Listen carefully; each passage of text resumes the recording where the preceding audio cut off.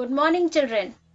Today we are taking our chapter in geography, chapter number 4, that is agriculture. In prehistoric times, humans as hunter-gatherers began to domesticate plants and animals in order to make their food supply more accessible. In many ways, the birth of agriculture can be defined as the moment when humans stopped chasing their food and started raising it. The practice of agriculture is also known as farming. Now, we will see farming operations include which things? Tillage of the soil. Tillage means preparation of land for growing crops. Dairying, production, cultivation, growing, harvesting. Children, harvesting means gathering. Raising of livestock means domestication or poultry. Agriculture employs 45% of the working population in most of the countries. In some parts of Asia and Africa, over 80% of population is engaged in agriculture. Now we will study about the traditional agriculture. Traditional agriculture. Farmers use whatever is available. Conventional processes are used. Conventional means traditional. Since old times. The role of environment is important. Traditional techniques are used.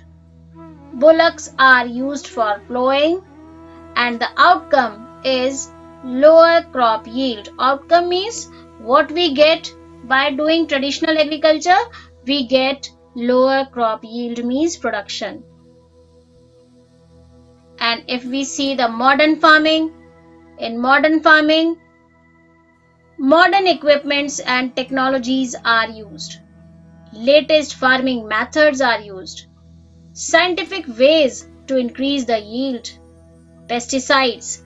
Children, pesticides means the things which are used to control pests. And pest means those insects or animals that attacks crops. Okay, and plant breeding and hormones are used for better produce. Now, types of agriculture. They are commercial farming, intensive farming, extensive farming, subsistence farming, shifting cultivation, plantation, terrace agriculture, nomadic herding. Here are the differences between food crops and cash crops. Food crops. Food crops are any agricultural products that can be eaten such as rice, wheat, corn, soya bean and pulses. Cash crops. Cash crops are grown for profit. They are generally purchased by wealthy companies that are from developed nations, for example, cotton, coffee and tea. Food crops.